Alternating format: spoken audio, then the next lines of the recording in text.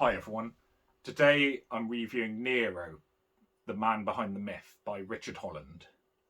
So, Nero Claudius Caesar Augustus Germanicus, or Emperor Nero, was born in 37 AD and lived to 68 AD. And he's perhaps the most notorious Roman emperor. In this book, Richard Holland aims to assess the true character of this emperor. Basically, was he as brutal, paranoid, sadistic, a dictator who murdered all his friends and family? He reputedly persecuted the Christians, and he's kind of got a tale of brutality, really. But how accurate is that? And I think that's the key question for this book. There are historians who often attempt to play devil's advocate and kind of posit the question: are the ancient sources accurate in what they're saying, or are they trying to demonize a particular figure or character? Is the prevailing picture accurate? So we want to see from this book, I think, whether Nero really was as bad as he's been portrayed in films, in book, in the ancient sources. And this book was written in the year 2000, and it's definitely a kind of revisionist works aiming to change that perception of Nero as like a sadistic, brutal dictator. So how good of a job did we do?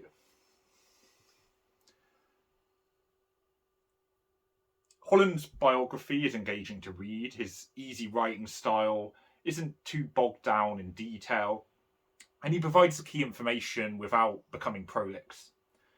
It's a compelling and rational approach, I think. I would consider his style very easy to dip into for a historical biography. It's very readable. In speaking of the Roman Stoics, Seneca's training of Nero, and Seneca's role is basically to equip Nero for political life, for all the politics he's got to deal with, speaking publicly. Holland writes this about Seneca and Nero, and I quote: "The years of training and rhetoric had paid off for the teenage emperor. He was a fluent performer, slim and direct, boyishly handsome, and speaking words of wisdom with the gravitas of a professional actor and the appealing ardour of youth. The senators, whatever their reservations about his age and qualifications, seem in most cases to have been genuinely impressed, if not entirely won over, by his manner and his statements of promised future policy, which Seneca had carefully tailored to fit their opinions and prejudices." And I end quote. So you can see from this quotation, Holland writes in quite a kind of attractive, pleasant manner. It's quite flowery, some of the descriptions sometimes, but it makes it much more readable, and especially for a historical biography, which can be quite dry, it's a very engaging style.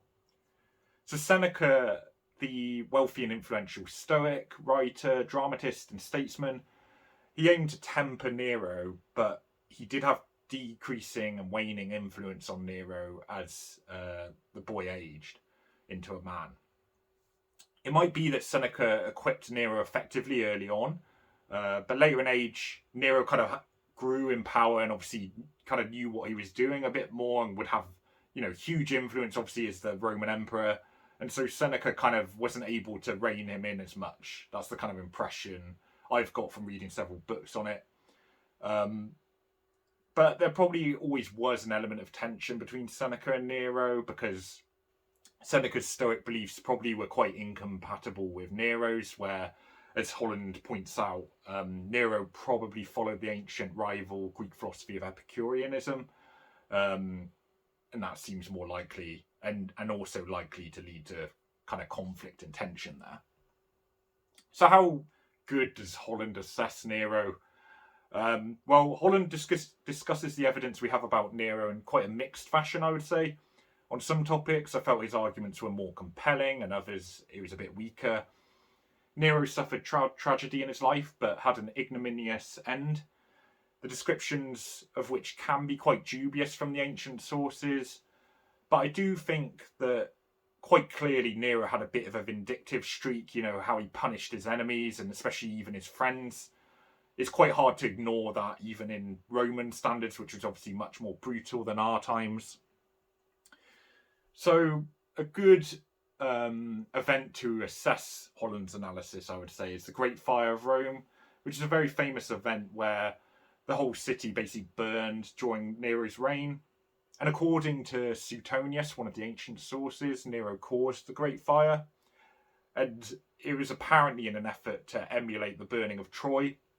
And apparently Nero sang in stage costume whilst the city was burning around him, which frankly kind of seems like nonsense. It's a very like dramatized sort of illustrative thing to say, and it sort of probably is the kind of thing that people would remember. You know, it's kind of like he wants to kind of get attention.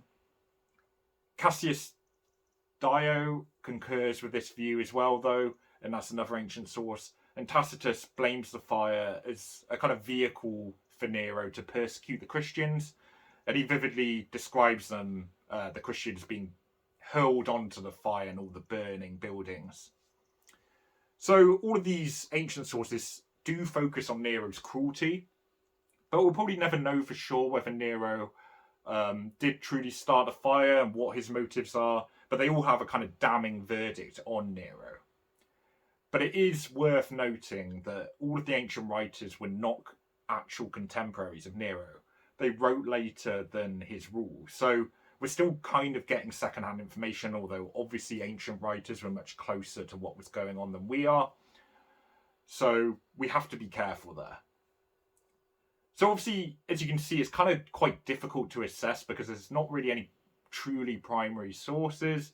A lot of the early evidence is quite one-sided. It's all saying that Nero is rubbish and quite evil. And like I say, for sure, his actions, especially towards the end of his reign, of murdering a lot of the people who had been supporting him, such as Seneca, he does seem to have this kind of brutal side to him, and he became quite paranoid later in life. But in reviewing all of this evidence, Holland does seem to have a kind of idea that he's already writing to. It's almost like he's kind of made up his mind in some regards, and then he's fitting what he's saying to it. And this is quite common in a lot of non-fiction and analytical books. A lot of the time, the writers kind of have an idea for the book, and then everything else will follow from it, which isn't necessarily the best, because what you kind of want is a very balanced review of the evidence and then draw your conclusions from it accordingly. But it needs to have both sides in there. This book was definitely guilty of kind of following the view that he wanted to write for, I think. And we'll see this more, I'll mention later. Some comparisons to great figures in history. It seems a bit of a stretch. We'll get onto that more in a bit. But in some ways, Holland is quite balanced.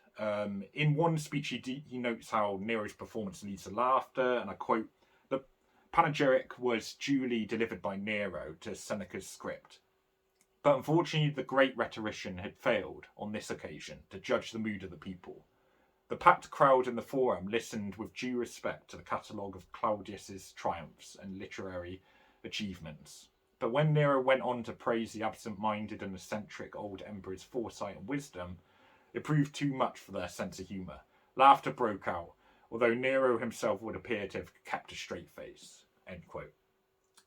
So Holland doesn't completely restrict himself just to those events where Nero is looked on favourably, albeit this probably reflects more on Seneca, if anything, because he wrote all the speeches we believe that Nero spoke, so might actually reflect more poorly on him than Nero, but still, I think it kind of illustrates that he's not just picking all the events where Nero comes out of it looking good, you know.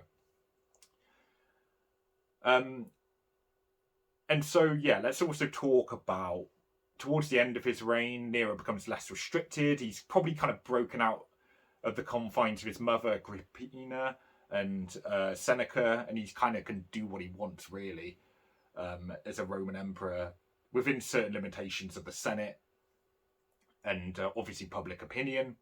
But he began to trust his allies less and punish his enemies where possible.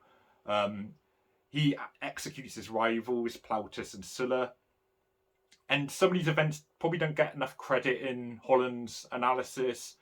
You know, if Nero wasn't so bad, these kind of questions about punishing enemies and how harshly they were punished, how Seneca was executed, how the Christians were persecuted, they're probably the key questions in assessing Nero's character, really. And they don't always get adequate attention, in my opinion. For example, other emperors were to punish Christians too, but at the same time, Tacitus's Romanized view was that being Christian was cultish and illegal. You know, this was the contemporary view at the time. So, were ancient writers actually right about Nero and the Great Fire? Was Nero more or less brutal than Caligula? He answers those questions to varying degrees of satisfaction, I think. And I think these should really have a lot of time spent on them. They're probably the key. That's where we get the answers about Nero, arguably. And obviously, Tacitus, I mentioned contemporary. I mean, you know, he's sort of secondary because he is in the Roman Empire, but he didn't actually live or write exactly at Nero's time. So, one of the most contentious parts of this book, I think, is the attempt to compare Nero to figures of awe and, you know, great historical figures. It just seems misguided to me. So, one example, and I quote, Seneca is well aware of the precedent set by Aristotle in tutoring the future Alexander the Great. Now he was to have charge of the education of a prince for whom an even greater inheritance and possible destiny beckoned. End quote. So, although the reflection on Aristotle tutoring Alexander is factually correct, it's also a bit of a stretch to say that this is Seneca's personal idea. It was common practice for Roman emperors to be surrounded by those who would give them the best possible education. You know, they want the creme de la creme of tutors and instructors, you know, for hunting, for learning how to fight, how to speak rhetoric, how to argue in philosophy. You know, if you're a young emperor, you're getting the absolute best in everything. This is nothing new. And so even more bizarre is the attempt to compare Nero with Jesus Christ. For sure, it could be argued that the negative perception of Nero is a bit of a distortion by these writers like Suetonius, Dio, and Tacitus, but to compare him to Jesus Christ just seems a bit of a ludicrous stretch to me. It kind of feels a little bit desperate, like he's just desperately trying to find any kind of good traits that he can compare to. I mean, if you look at the evidence, it's quite clear Nero shouldn't be being put on this kind of pedestal. You know, there probably is an argument to say that the ancient writers aren't all that reliable. You know, Suetonius's quotation I referenced earlier just seems a bit over the top, really. But to compare him to figures like, you know, Alexander, Jesus Christ, it just is quite a strange approach, really. And I don't think it's really a kind of objective approach. And like I said earlier, I think when he does this, it kind of lowers the quality of the book in a regard, because it shows that he's trying to stretch it to fit to his revisionist view rather than the other way around. It's like there isn't really much of a basis to compare Nero to Jesus Christ. It didn't really convince me in the slightest, as you probably interpreted by now. So in terms of historiography, some of the books on Nero have been around a while. There's Miriam Griffin's Nero, The End of a Dynasty, or the Blackwell Companion to the Neronian Age. There's a lot of kind of companion books by Oxford, Cambridge, and Blackwell. But, you know, a lot of these books can be quite pricey or difficult to find. There's John Drinkwater's Nero, Emperor and Court, and that's quite a broad look. And it's also at a more accessible price, I would say. There's Emily Wilson's Seneca a Life, which is one I could review. And it speaks of much of the political intrigue and the power balances between Nero, his mother, Seneca, figures like that. And essentially, some of the more recent revisionists have moved opinion away from Nero being so evil. And this has kind of happened with a lot of the Roman emperors like Caligula, less so Tiberius, I would say. But kind of arguing that a lot of the ancient sources are kind of a bit harsh on the emperors.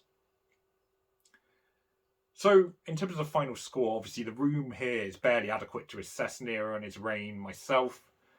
But Holland's revisionist approach does seem to marry with a lot of these kind of more contemporary revisionist approaches to Nero. I do feel like he's sometimes stretched to justify Nero's mania. I've kind of seen analysis of Nero not being so bad done better elsewhere. The evidence was generally sufficient and good, and his writing style was very enjoyable for a historical biography. But sometimes some of the key questions weren't given enough time, I didn't feel. And like I said, I think the comparisons to like Alexander and Jesus Christ were just a stretch. It kind of really did lessen my opinion of the book. I just thought they were a bit odd. So in all, it is a mixed effort. I think this book, it is very readable, so it might be decent if you just want an introduction to the topic. But I wouldn't use it for a sophisticated exploration of the sources. And I think there's just better, more recent biographies you could go with. And they give, the alleged vices and the vindictive acts by Nero more attention. I think that's quite necessary in judging his character. So I'm going to give this one a 6 out of 10. Bit of a mixed bag, but not the worst read. So thanks for listening. There'll be plenty more history of Rome and the Roman emperors coming up. So stay tuned for that, like and subscribe and all that. And thanks for listening.